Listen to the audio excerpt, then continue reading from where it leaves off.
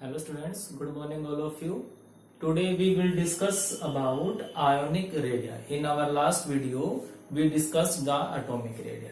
ठीक है, तो जो ionic radii में टॉपिक वही है क्या चीज रेडियस ही है एक्चुअल में, बट ये रेडियस ऑफ आयंस की हो गई। अगर मैं इसको डिफाइन करूं तो इसको डिफाइन कैसे करूंगा बेटा? It may be defined as the radius of ion। radius of ion। अब जो आयन होते हैं वो हमारे पास दो टाइप के होते हैं। कौन कौन से? कटायन भी हो सकता है और अनायन भी हो सकता है। ठीक है, तो सबसे पहली बात कि हम जो आयंस की रेडियस निकालते कैसे होंगे। भी हमने जो एटॉमिक रेडियस पढ़ी थी उसमें हमने क्या किया था कि हम inter nuclear distance find out कर लेते हैं, है ना। फिर inter nucleus distance find out करने के बाद हम उसको हाफ कर देते हैं। अब जब बात करूं, जैसे अज्यूम करो कि मेरे पास जो है NaCl है, ठीक है, Na पॉजिटिव Cl नेगेटिव। तो अब जो NaCl है, जैसे ये मान लो कटायन है, ये अनायन हो गया, कोई भी किसी को कुछ भी मानो, तो जो इसकी इंटर न्यूक्लियर डिस्टेंस जो एक्सरे मेथड से निकाली गई वो कितनी होती है? करीब 276 पिकोमीटर। ठीक है, करीब करीब 276 पिकोमीटर। तो अब अब दोनों के दोनों आयंस जो है वो अलग अलग है ना। दोनों के आयंस अलग अलग है। अब भाई मैं इसको हाफ कर देता हूं तो दोनों की तो इक्वल हो जाएगी, जबकि हम सब जानते हैं कि दो अलग अलग आयंस की रेडियस इक्वल कैसे हो सकती है? पॉसिबल ही नहीं है। तो फिर इसको एक अलग मेथड से निकाला गया जो कि हमारे स्कोप से बहुत दूर है, बट उसको जो मोस्ट एक्सपेक्टेड है, जिसको हम सबसे ज्यादा यूज करते हैं, वो कौन सा है बेटा? Polling method. तो पोलिंग मेथड से इन सब की आयंस की रेडियस निकाली हुई है। तो दिमाग में ये मत रखना कि हम इनको भी एटॉमिक रेडियाई की तरह ही निकालते हैं। भी जब तक हमें इन दोनों में से एक की रेडियस नहीं पता होगी, दोनों के तो मैं दूसरे की निकाल ही नहीं सकता हूं। और मैं हाफ ऑफ वाले मेथड से मैं सोल्व ही नहीं कर सकता हूं। अगर मैंने हाफ ऑफ मेथड से सोल्व किया तो दोनों की रेडियस ही क्या हो जाएगी? सेम हो जाएगी, जो कि इम्पॉसिबल है। इन दोनों की रेडियस तो सिमिलर हो ही नहीं सकती है। समझ में आई बात? क्यों नहीं हो सकती भाई? चलो अब तो हमने मान लिया कि Na और Cl है, अगली बार मैं क्या मान लूंगा? सीजियम और क्लोरीन का कंपाउंड है, फिर भी मैं उसमें भी यही मेथड करूंगा। तो उसमें क्या हो जाएगा कि सीजियम और क्लोरीन की सेम हो गई, तो क्या Na और सीजियम की सेम हो सकती है? या फिर इस मेथड से जो क्लोरीन की रेडियस आएगी और इस मेथड से जो क्लोराइड की रेडियस आएगी वो सेम होगी? वो कभी भी सेम नहीं हो सकती है। ठीक है, तो वो जो मेथड है वो मेथड हमारे सिलेबस में नहीं है, ना ही किसी कंपटीशन एग्जाम में पूछने वाले हैं कि कैसे निकालते हैं। बट आपको याद क्या रखना है कि हम उसको सोल्व करते हैं बाय पोलिंग मेथड्स। ठीक है, तो ये हो गया हमारे पास। अब बात कर लेते हैं हम रेडियस ऑफ कटायन एंड अनायन। ठीक है, मतलब कि हमारे पास एक तो हो गया पेरेंट एटम। पेरेंट एटम मतलब कि जिस एटम से वो आयंस बने हैं, और दूसरे हो गए उसके चाइल्ड, मतलब कि आयंस हो गई, है ना। कि क्या कहना चाह रहे हैं कि हमारे पास हो गया एक पेरेंट एटम। पेरेंट एटम है और भाई उसके हो गए दो चाइल्ड, मतलब कि कटायन और अनायन। कटायन कैसे बनेगा? जब उसने इलेक्ट्रॉन को लॉस किया होगा। और उसका अनायन कैसे बनेगा? जब उसने इलेक्ट्रॉन को गेन किया। तो अब क्वेश्चन ये है कि क्या कटायन का रेडियस उस पेरेंट एटम के इक्वल होगी कि स्मॉलर होगी कि लार्जर होगी? ऐसे ही कि वो जब अनायन फॉर्म में है तब उस अनायन की पेरेंट एटम से जो रेडियस होगी कैसी होगी? स्मॉल होगी कि लार्ज होगी? क्या कंसेप्ट है कि क्या हमें सारे याद करने पड़ेंगे या फिर कोई लॉजिक है, कोई अंडरस्टैंडिंग मेथड है जिससे हम इसको इजीली समझ सकते हैं? ठीक है, तो बहुत इजी सा मेथड है, हम इसको बहुत इजीली फाइंड आउट कर सकते हैं। तो देखो अब हमारे पास, हम इसको डिस्कस कर लेते हैं। तो सबसे पहले आती है हमारे पास रेडियस ऑफ कटायन या कटायनिक रेडियाई। ठीक है, कटायनिक रेडियाई। अब जो कटायन है वो कैसे बनेगा? लॉस ऑफ इलेक्ट्रॉन, है ना। सिंपल सी बात है, ये सब हम जानते हैं। Cation is formed by loss of electron. ठीक है, इसका मतलब इलेक्ट्रॉन लॉस हुआ है, जबकि प्रोटॉन्स की संख्या में कोई भी चेंज नहीं हुआ। प्रोटॉन जितने थे बिल्कुल एग्जैक्टली उतने की उतने ही है, कोई भी कम ज्यादा नहीं हुआ है।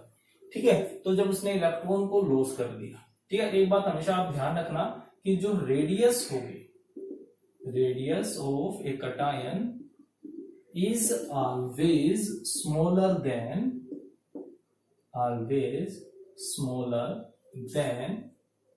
It's parent atom. मतलब कि जिस एटम से वो कटायन बना है तो कटायन की जो साइज होगा वो हमेशा छोटा ही होगा, ठीक है, हमेशा छोटा होगा। और उसका लॉजिक क्या है, ऐसा क्यों हो रहा है वो देख लेते हैं। इसका जो रीजन होगा भी, क्या रीजन ऐसा क्यों होता है।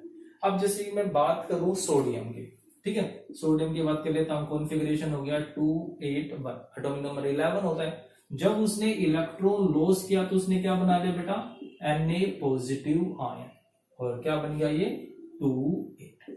तो यहां पर तो कितनी थी, 3 सेल्स थी, और यहां पर कितनी है बेटा, 2 सेल्स है। तो जब नंबर ऑफ सेल डिक्रीज होंगी तो सिंपल सी बात है, रेडियस क्या होगी, ऑलवेज डिक्रीज ही होगी। तो एक लॉजिक तो आप ये कह सकते हो, बट ये लॉजिक सभी के ऊपर एप्लीकेबल नहीं होगा, है ना, सभी के ऊपर कोई ना अप्लाई हो सकता है। ठीक है, इसके पास तो आउटर मोस्ट में एक इलेक्ट्रॉन था तो इसने लॉस कर दिया। अब मैं जब बात करूं मैग्नीशियम की, मैग्नीशियम 12 282 भी वो 2 इलेक्ट्रॉन लॉस कर सकता है। मैंने माना कि भाई उसने अभी सिर्फ पहले 1 इलेक्ट्रॉन लॉस किया, ठीक है, कंजुगेटिव वे में होता है, पहले 1 करेगा फिर दूसरा करेगा फिर तीसरा करेगा। तो उसने 1 इलेक्ट्रॉन लॉस किया और उसने क्या बनाया, Mg पॉजिटिव कॉन्फ़िगरेशन हो गया 281। तो अभी इसके पास भी 3 सेल थी, इसके पास भी 3 सेल है। तो ये वाला जो रीजन हमने दिया कि भाई नंबर ऑफ सेल्स कम होगी, वो वाला लॉजिक यहाँ पर तो नहीं लगाना। तो आप ध्यान रखना, तो हमेशा ये लॉजिक मत देना कि जब इलेक्ट्रॉन लॉस करता है तब नंबर ऑफ सेल्स कम हो जाते हैं, क्योंकि वो सिर्फ कुछ एक के ऊपर ही एप्लीकेबल होगा, सभी के ऊपर एप्लीकेबल नहीं है। तो फिर क्या लॉजिक होगा कि जो 1 इलेक्ट्रॉन या 2 इलेक्ट्रॉन लॉस करने से, मतलब कटायन बनाने से साइज छोटा क्यों हो जाता है। तो अब हमने देखा कि जब उसने इलेक्ट्रॉन लॉस किए तो इलेक्ट्रॉन कम हो गए, मतलब after losing the electron number of protons per electron increases, so the attraction also increases, and nucleus held electrons very tightly,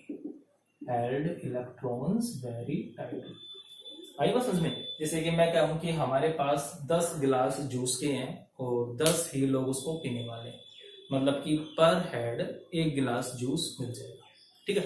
अब उसमें मैं कहूं कि गिलास जूस जो थे, 10 गिलास जो जूस के थे वो सिमिलर ही, अब उनमें से 1% चला गया छोड़ के, तो अब वो जो 9% है, अब उनको जो जूस ऑफर होने वाला है वो 1 गिलास से ज्यादा हो गया ना, ठीक है। तो वही चीज यहाँ पर कह रहा है कि जब इलेक्ट्रॉन चले गए, लॉस छोड़ दिया, तो जो नंबर ऑफ प्रोटॉन्स है पर इलेक्ट्रॉन वो क्या हो गया, इंक्रीज हो गया। मतलब कह सकता हूं कि अब जो आउटर मोस्ट इलेक्ट्रॉन थे, अब वो जो न्यूक्लियर चार्ज को एक्सपीरियंस करेंगे वो कहीं ज्यादा होगा, मतलब कि effective nuclear charge increases as the electron loses. जितने ज्यादा इलेक्ट्रॉन वो लॉस करता जाएगा, इफेक्टिव न्यूक्लियर चार्ज इंक्रीज होता जाएगा, और इससे क्या हो जाएगा, जो अट्रैक्शन था between nucleus and outer most electron also increases and size decreases. वो जो उसका साइज होगा बेटा वो क्या हो जाएगा, डिक्रीज हो जाएगा।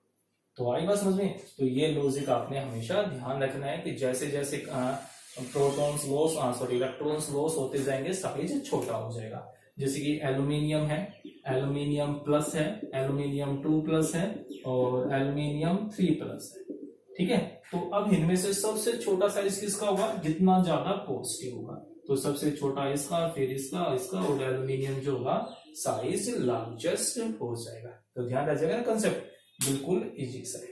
उसके बाद बात कर लेते हैं हम anionic radii, radius of anions called anionic radii. तो अब यहाँ पर क्या होगा, अनायंस कैसे बनते हैं, बाय गेनिंग ऑफ इलेक्ट्रॉन। मतलब कि अब जो प्रोटॉन है वो तो उतने ही है ना, मतलब जो ग्लास जूस थे वो उतने ही है, अब नंबर ऑफ पर्सन्स बढ़ गए। तो जब नंबर ऑफ पर्सन्स बढ़ जाएंगे तो हर बंदे को जो ग्लास ऑफर होगा वो क्या होगा, वो कम होगा, जूस जो होगा वो कम ऑफर होगा।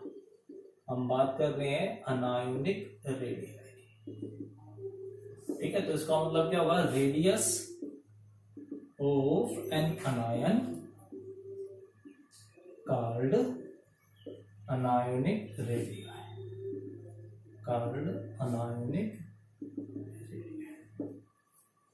ठीक है, समझ में आई बात? जो रेडियस होगी अनायन की, वो रेडियस क्या कहलाती है बेटा? अनायोनिक रेडिया या अनायोनिक रेडियस। तो हमेशा अब यहां पर क्या ध्यान रखना है? After gaining electron the radius is increases. The radius increases continuously. जितने इलेक्ट्रॉन वो गेन करता जाएगा उसकी रेडियस उतनी ही इंक्रीज होती जाएगी।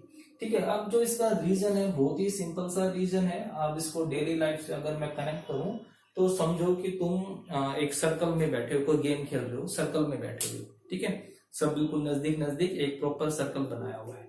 अब जैसे ही कोई एक नया प्लेयर या कह लो तुम्हारे साथ ही ऐड हो जाता है उसके अंदर, तो क्या करना पड़ेगा?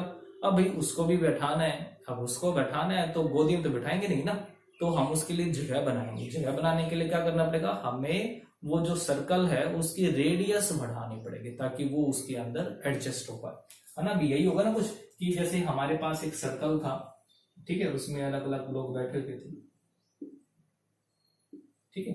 अब जैसे ही एक नया पर्सन और ऐड हुआ, जैसे मैं कहूंगी एक नया पर्सन हमने यहां पर ऐड कर दिया, तो जैसे ही ऐड होगा तो ये सब क्या होंगे? नजदीक नजदीक जाएंगे, और नजदीक नजदीक जाते ही इनमें क्या स्टार्ट हो जाएगा? रिपल्शन स्टार्ट हो जाएगा। तो अब उस रिपल्शन को ओवरकम करने के लिए इन्हें क्या करना पड़ेगा? उस सर्कल की रेडियस को इंक्रीज करना पड़ेगा। और सर्कल की जैसे रेडियस इंक्रीज हो गई, साइज क्या हो गया? इंक्रीज हो गया।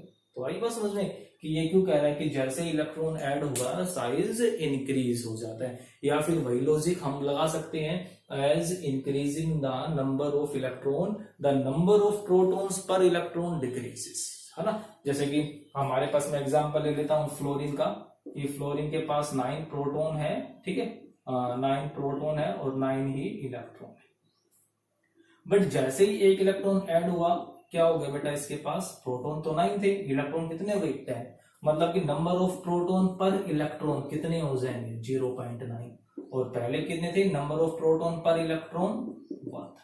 मतलब पहले हर इलेक्ट्रॉन के लिए एक प्रोटॉन था, बट बाद में जब इलेक्ट्रॉन्स बढ़ गए तो एक इलेक्ट्रॉन के लिए प्रोटॉन कितने रह गए? 0.9। मतलब कि number of protons per electron decreases. और जब नंबर ऑफ प्रोटॉन, मतलब अट्रैक्शन करने का काम किसका है? न्यूक्लियस का है। और जब वही कमजोर पड़ता जाएगा, मतलब कि वो अब इलेक्ट्रॉन क्लाउड को उतनी टाइटली हेल्ड नहीं कर पाएगा, और उसकी वजह से जो साइज होगा वो कॉन्टिन्यूसली इंक्रीज हो जाएगा। आई बात समझ में? तो सिंपल सी बात क्या कह रहा है कि आफ्टर गेनिंग द इलेक्ट्रॉन, अगर एग्जाम में आ जाए, मेन बात समझने की, बट फिर भी अगर एग्जाम में आ जाए तो क्या लिखा होगे? आफ्टर गेनिंग ईच इलेक्ट्रॉन, मतलब कि जैसे से एक एक इलेक्ट्रॉन गेन करता जाएगा, number of protons per electron. सोच रहे हैं ना इस लाइन का मतलब? नंबर ऑफ प्रोटॉन पर इलेक्ट्रॉन का मतलब क्या हुआ? मतलब कि हर एक इलेक्ट्रॉन के लिए कितने प्रोटॉन असाइन होने वाले हैं। नंबर ऑफ प्रोटॉन पर electron decreases and therefore nucleus cannot hold properly the electron cloud, and thus, और इस प्रकार क्या हो जाएगा? thus size increases, ठीक है, और इससे साइज जो होगा वो इंक्रीज हो जाएगा। जैसे कि बात करें एग्जांपल की, फॉर एग्जांपल ऑक्सीजन है, ऑक्सीजन नेगेटिव है, ऑक्सीजन 2 नेगेटिव, तो बिल्कुल भी कोई कंफ्यूजन नहीं होगी। जितना ज्यादा नेगेटिव चार्ज आता जाएगा उतना ज्यादा साइज बढ़ता जाएगा। तो oxygen 2 negative is greater oxide, पर ऑक्साइड एंड सिंपल ऑक्सीजन, तो इसका जो साइज होगा वो स्मॉलेस्ट होगा, है ना? तो बिल्कुल ही सिंपल सा क्वेश्चन है। और फिर ये जो टॉपिक है, जितना इजी टॉपिक है उतना ही इंपॉर्टेंट है। मतलब कि कह सकते हैं कि नीट के एग्जाम्स में तो लगभग हर बार क्वेश्चन यहाँ से पूछा जाता है। आईआईटी मेंस में, एडवांस में नहीं, मेंस में भी यहाँ से क्वेश्चन उठ जाते हैं। और वो क्वेश्चन जनरली कहां से उठते हैं बेटा, iso electronic species, radii of iso electronic species. ठीक है, जो आइसो इलेक्ट्रॉनिक स्पीसीज है उनकी रेडियस कैसी होगी, वहां से क्वेश्चन उठता है। तो radii of iso electronic species. ठीक है, आइसो इलेक्ट्रॉनिक का मतलब क्या हो बेटा, जिनमें नंबर ऑफ इलेक्ट्रॉन्स इक्वल है। तो जिनके नंबर ऑफ इलेक्ट्रॉन इक्वल है, आप उनकी साइज कैसे बताओगे, आप उनका साइज कैसे डिसाइड करोगे। ठीक है, तो बेटा अब भी आइसो इलेक्ट्रॉनिक का मतलब इलेक्ट्रॉन्स तो मतलब हो गए, मतलब कह सकता हूं ना, those species which have same number of electron. ऐसे स्पीसीज जिनमें इलेक्ट्रॉन्स हैं वो क्या रहेंगे, सेम रहेंगे, which have same number of electron. जिनमें इलेक्ट्रॉन की संख्या सेम रहेगी वो क्या कहलाएंगे, आइसो इलेक्ट्रॉनिक। अब इलेक्ट्रॉन तो हो गए सेम, अब इलेक्ट्रॉन को पकड़ने का काम कौन कर रहे हैं, न्यूक्लियस कर रहे हैं। तो अब हमने किसको फोकस करना है, न्यूक्लियस को। तो अब बात करते हैं न्यूक्लियस, मतलब कि नंबर ऑफ प्रोटॉन। तो आइसो इलेक्ट्रॉनिक स्पीसीज के लिए सिर्फ और सिर्फ दिमाग में एक ही बात जाएगी और वो होगी नंबर ऑफ प्रोटॉन। तो जिस केस में नंबर ऑफ प्रोटॉन ज्यादा होंगे, अट्रैक्शन ज्यादा होगा, साइज छोटा हो जाएगा। और जिस केस में नंबर ऑफ प्रोटॉन्स कम होंगे जिस स्पीसीज के लिए, उस केस में अट्रैक्शन कम होगा और जो साइज होगा वो लार्ज हो जाएगा। ठीक है, तो size of iso electronic species, size of iso electronic species depends on the number of protons. ठीक है, किसके ऊपर डिपेंड करेगा बेटा, नंबर ऑफ प्रोटॉन्स पे, न्यूक्लियर चार्ज पे। सो द स्पीसीज या पार्टिकल कह सकते हो, species which have larger number of proton, larger number of proton experience more attraction and therefore and thus size will be smaller।